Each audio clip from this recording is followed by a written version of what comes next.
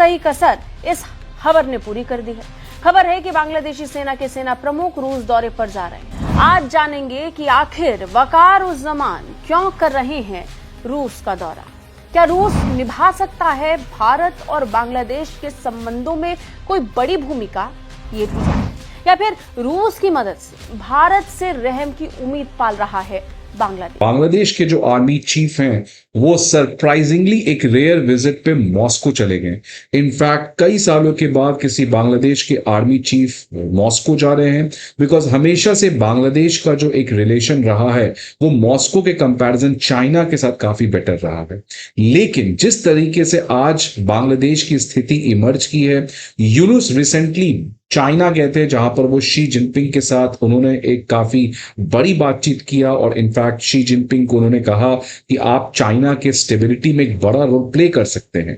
तो जिस तरीके से हालात बिगड़ रही थी, और रिसेंटली फ्रेंड्स आपको पता है कि इंडिया ने मैसिव रिटेलिएशन किया बांग्लादेश के अगेंस्ट, बिकॉज यूनुस का जो एक इलॉजिकल स्टेटमेंट था कि इंडिया के नॉर्थ ईस्ट लैंडलॉक्ड हैं, और उसके बाद भारत ने ट्रांसशिपमेंट हब का जो परमिशन बांग्लादेश को दे रखा था वो कैंसिल कर दिया था।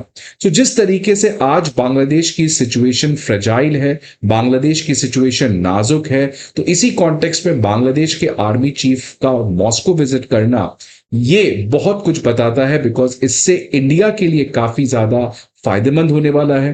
पहली बात तो एक फायदा ये होगा कि बांग्लादेश का रिलेशन रशिया के साथ ज्यादा अच्छा होगा, जिसकी वजह से बांग्लादेश का डिपेंडेंस चाइना के ऊपर प्रोबेबली कम हो सकता है, खासकर डिफेंस सेक्टर में।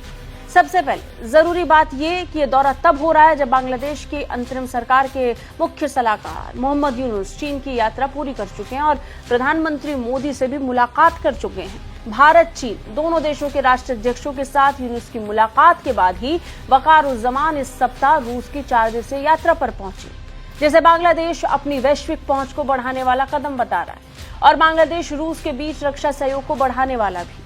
वहीं रूसी रक्षा मंत्रालय ने बताया कि रूसी उप रक्षा मंत्री कर्नल जनरल अलेक्जेंडर फोमिन और जनरल जमान ने सैन्य सहयोग की संभावनाओं पर चर्चा की है। बांग्लादेश का रूस के करीब जाना, सैन्य स्तर पर बातचीत को बढ़ाना कई संकेत दे रहा है। ये दर्शाता है कि बांग्लादेश बड़े स्तर पर जाकर सहयोग को बढ़ाना चाहता है। सबसे पहले तो इससे ये जाहिर हो रहा है कि बांग्लादेश रक्षा विविधीकरण की कोशिश कर रहा है, यानी डाइवर्सिफाई करने की कोशिश कर रहा है। बांग्लादेश पारंपरिक रूप से अपनी सैन्य जरूरतों के लिए चीन और कुछ हद तक भारत पर निर्भर रहा है।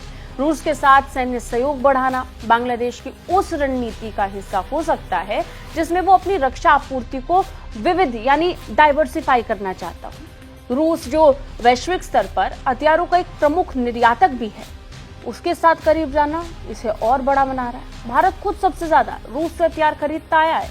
भारत के हथियार और टेक्नोलॉजी में रूस की सबसे बड़ी भूमिका है। बांग्लादेश की कोशिश सफल रही तो रूस बांग्लादेश को उन्नत हथियार प्रणाली जैसे टैंक, लड़ाकू विमान या नौसैनिक उपकरण और तकनीकी सहायता दे सकता है। ये भारत के लिए जितनी चुनौती भरी चीज रहेगी उतना ही चुनौतीपूर्ण ये चीन के लिए भी रहेगा। इससे बांग्लादेश अपनी सैन्य क्षमता को मजबूत करने के साथ साथ भारत चीन पर से अपनी निर्भरता को कम कर सकता है।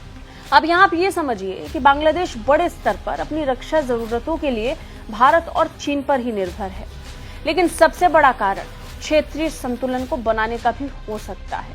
संभावनाएं हैं कि इस समय भारत और चीन को बैलेंस आउट करने के लिए वो रूस की तरफ बढ़ रहा है। पाकिस्तान लाइव के मुअज़्ज़िज़ नाज़रीन, अस्सलामु अलैकुम।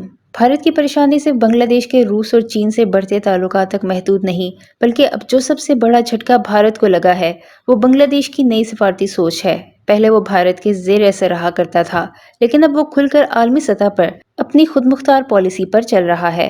रूस के इस दौरे में बांग्लादेशी आर्मी चीफ की रूसी दिफाई हुकाम से मुलाकातें और सिक्योरिटी के मैदान में मुस्तकबिल की शराकत दारी पर भी गौर किया जा सकता है। ये वही रूस है जिससे भारत ने सालों तक असला खरीदा, मगर अब भारत की जगह बांग्लादेश ने लेनी शुरू कर दी है और यही बात भारतीय दिफाई माहिरीन को हजम नहीं हो रही। इसके साथ साथ बांग्लादेश ने सऊदी अरब, तुर्की और ईरान के साथ भी अपने ताल्लुकात को वुसअत देना शुरू कर दिया है, जो जाहिर करता है कि ढाका अब सिर्फ जनूबी एशिया का मुल्क नहीं रहा, बल्कि खित्ते की सतह पर असरअंदाज होने वाली ताकत बनने की कोशिश में है। अब भारतीय मीडिया का हाल ये है कि वो हर रोज नई साजिशी नजरियात कर रहा है। कभी कहते हैं कि चीन ने बांग्लादेश को खरीद लिया, कभी कहते हैं पाकिस्तान ने बांग्लादेश में मुदाखलत शुरू कर दी और अब रूस के दौरे को भी मशकूक बनाने की कोशिश की जा रही है। लेकिन ज़मीनी हकीकत यह है कि भारत अब इस खित्ते में अपने पड़ोसी ममालिक पर जो दबाव डालता आया था, वो पॉलिसी नाकाम हो चुकी है।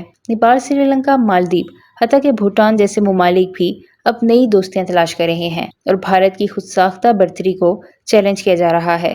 बांग्लादेश का हालिया रवैया सिर्फ एक सिफारती कदम नहीं, बल्कि ये भारत के लिए एक वाज़ेह पैगाम है कि खित्ते के ममालिक अब उसके रहमो करम पर नहीं रहेंगे और अगर भारत ने अपनी पॉलिसियों पर नज़रसानी ना की तो आने वाले दिनों में वो एक तन्हा, फ्रस्ट्रेटेड और बेबस मुल्क बनकर रह जाएगा। इस हवाले से भारतीय मीडिया का मजीद क्या कहना है, इस वीडियो में देखें। वीडियो में आगे बढ़ने से पहले हमारे चैनल पाकिस्तान लाइव को सब्सक्राइब जरूर करें ताकि आने वाली वीडियो अपडेट से आगाह रहें।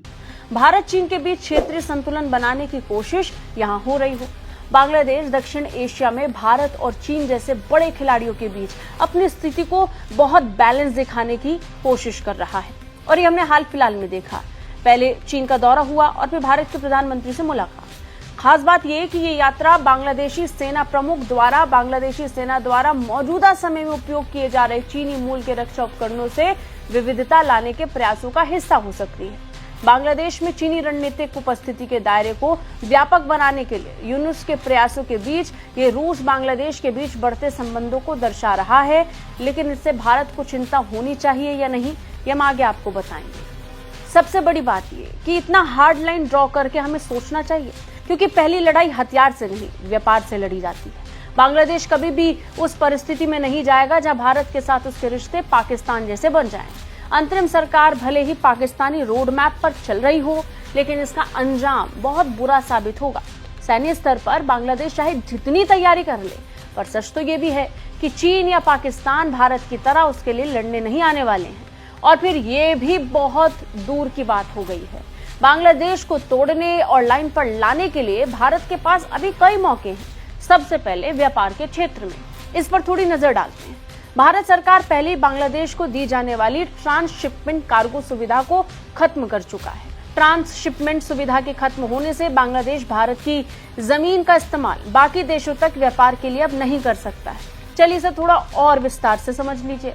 ट्रांसशिपमेंट सुविधा सबसे पहले क्या है, ये हम आपको बताते हैं। भारत ने जून 2020 में बांग्लादेश को ये सुविधा दी थी।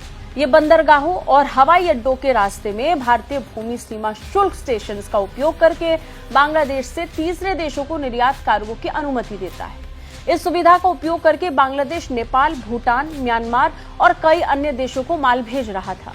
अब बांग्लादेश भारतीय भूमि का उपयोग करके इन देशों को माल निर्यात नहीं कर पाएगा। ऐसा करके भारत ने मोहम्मद यूनुस को ये साफ बता दिया कि भारत कितने बड़े और भयानक फैसले ले सकता है। हालांकि भारत ने फैसला तब लिया जब ट्रंप ने टैरिफ की घोषणा की है और इसके अलावा भारत की उत्तर पूर्व राज्यों को लेकर मोहम्मद यूनुस के आपत्तिजनक टिप्पणी ने भी भारत को यह फैसला लेने पर मजबूर किया होगा। मोहम्मद यूनुस ने नॉर्थ ईस्ट को लेकर क्या कहा था, ये हम आपको बताते हैं। यूनुस ने कहा था, भारत के 7 राज्य जो भारत के पूर्वी हिस्से में हैं और जिन्हें 7 बहनें कहते हैं, वे जमीन से घिरे हुए हैं।